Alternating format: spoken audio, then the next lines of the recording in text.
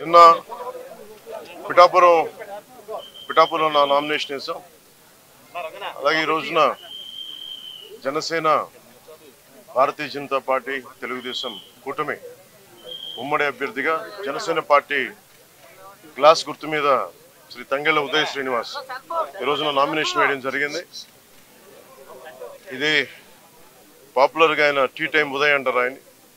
So అదే request చేసాం election commission కూడా, టీ టైం ఉదయ్గా ఏమాత్రం పాసిబిలిటీ ఉన్నా దాన్ని బ్యాలెట్ పత్రంలో చేయమని. రూల్ ఒక 56 పేజ్లో ఒక రూల్ ఉంది. సో దాని ప్రకారం చేసుకోవచ్చు. అది కూడా వాళ్ళు కన్సిడర్ చేశారు. ఈ ఎన్నికలు చాలా రాష్ట్రానికి చాలా కీలకమైనవి. వచ్చే ఎన్నిక ఒక 5 సంవత్సరాల కోసం కాదు, ఒక తరం కోసం.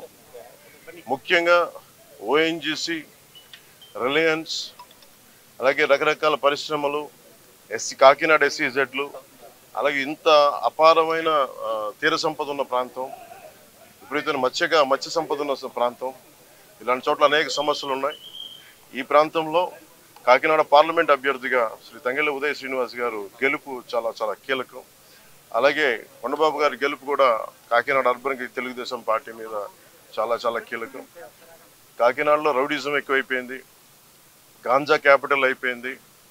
ఎటు చూసిన 14-15 ఏళ్ల పిల్లలు కూడా గంజాయిని విచ్చలవిడిగా దొరుకుతూ ఉంది. తల్లిదండ్రులు పడ్డ బాధ చెప్పుకోలేంది. Law and order క్షీణించిపోయింది. మా కూటమి ఇది వైఎస్ జగన్ చెప్పి తను ఒకటిచ్చే హామీ, 5 సంవత్సరాలు అద్భుతమైన మ్యాండేట్ ఇచ్చారు ప్రజలు.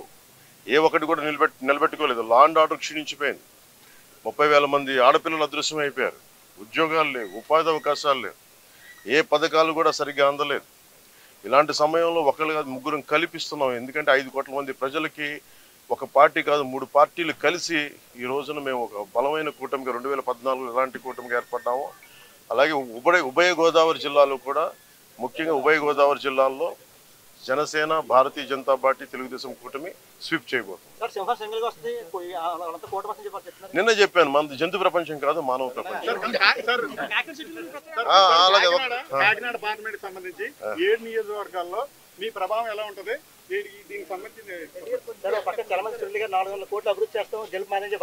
నేను అనేది, మీరు 400 కోట్లు కలెక్ట్ చేశారు మీ పార్టీ గారు 4-5 నెలలుగా. ఎందుకంటే చల్మల శెట్టి సునీల్ గారు నాకేమి శత్రువు కూడా, ప్రత్యర్థి కూడా కాదు. ఆయన రోజు ఏదో ఒక మా ఇళ్లలో, మా బ్రదర్స్ హౌస్లో చూస్తూ ఉంటారు. సరే, ఆ పొలిటిక్స్ వేరు, స్నేహం వేరు, కుటుంబ స్నేహం వేరు. నిజంగా ఆయన ఒక పార్టీ మీద నిలకడగా ఉండే వ్యక్తి అయితే నిజంగా ఒక జాలి పాపరే. ఎన్నిసార్లు ఓడిపోయాడు, ప్రతిసారి అవకాశవాదంగా నిలబడటం, వెళ్ళిపోవటం, మళ్ళీ ఎలక్షన్ ముందు రావటం, ఇవన్నీ సరైన సంకేతాలు పంపవు.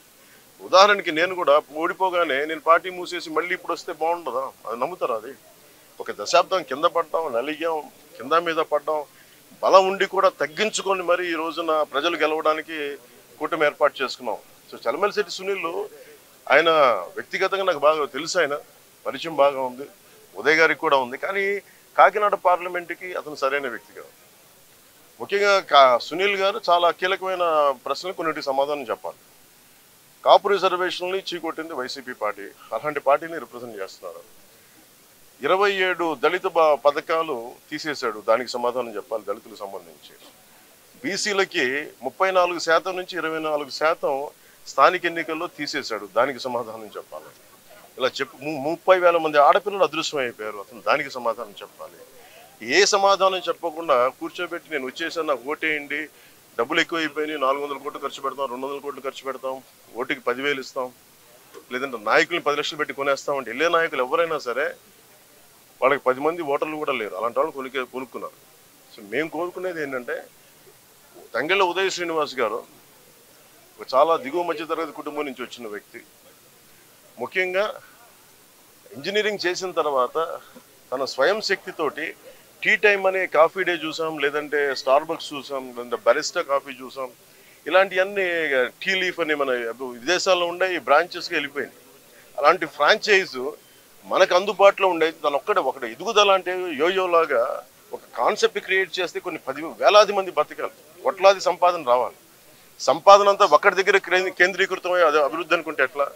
బట్ టీ టైం ఉదయ్ చేసింది, తంగెళ్ళ ఉదయ్ శ్రీనివాస్ చేసింది ఏంటంటే, ఒక టీ టైం అనే కాన్సెప్ట్ పెట్టి మన టీ పొడి తయారు చేసుకొని ఎక్కడ డార్జిలింగ్కి వెళ్ళి కింద పడి మీద పడి రకరకాల మిక్చర్స్ కలుపుకొని ఏటీ బాగుంటుంది రీసెర్చ్ చేసి ఒక 2-3 సంవత్సరాలు ఒక చిన్న షాపు స్టార్ట్ చేసి అది అందరికీ ఆమోదయోగ్యమైన తర్వాత మేము ఇంకో షాప్ పెట్టుకుంటాం. అలాగ దినదిన ప్రవర్ధమానమై ఈ రోజున వేలాది బ్రాంచ్లు అయిపోయింది భారతదేశం అంతా. తను ఒక్కడే ఎదగడం కాదు, ప్రతి బ్రాంచ్ వల్ల దాదాపు 25,000 మందికి ఈ రోజున ఉపాధి అవకాశాలు లభించింది. అలాగే 8 నుంచి 11,000 మంది ఆడపిల్లలకి వాళ్ళ కాళ్ళ మీద వాళ్ళు నిలబడగలిగే టీ టైమ్ సంపాదన పడలేదు. సో దీన్ని బట్టి మీరు అర్థం చేసుకోండి, రేపు పొద్దున్న ఎక్కడికి వెళ్ళాలనుకున్నా ఉప్పాడ చీరలు కానీ ఏదైనా బ్రాండింగ్ చేయగలడు, తనకున్న ఎబిలిటీ బ్రాండింగ్ చేయగలడు. కాకినాడని అద్భుతమైన ఏమేమైతే స్థానికంగా ఉత్పత్తులు ఉన్నాయి వాటన్నిటికీ ఇంటర్నేషనల్ బ్రాండింగ్ పట్టుకురాగలిగే సత్తా తంగెళ్ళ ఉదయిస్తుంది.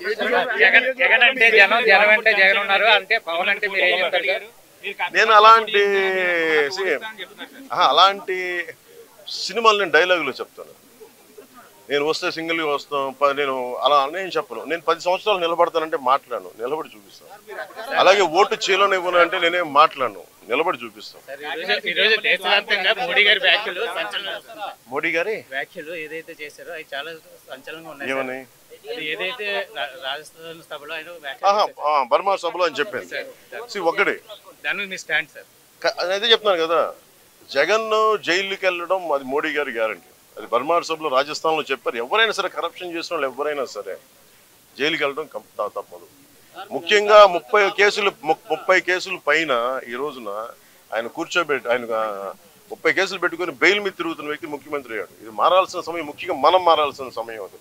మనం కనుక కూర్చోబెట్టి కులమనో మతమనో వర్గమనో ఇలాంటి ఆలోచనలతో వెళ్తే మన భవిష్యత్తు నాశనం అయిపోతుంది.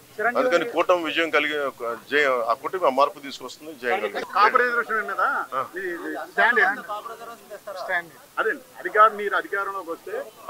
ఇది ఫస్ట్ మీరు చల్మూరు సుట్టి సునీల్ అడగండి. ఫస్ట్ ఈ మాట ఎవరైతే సపోర్ట్ చేస్తారో ఫస్ట్ వాళ్ళ దగ్గరికి వెళ్ళి ఈ ప్రశ్న అడిగి అప్పుడు నన్ను అడగండి.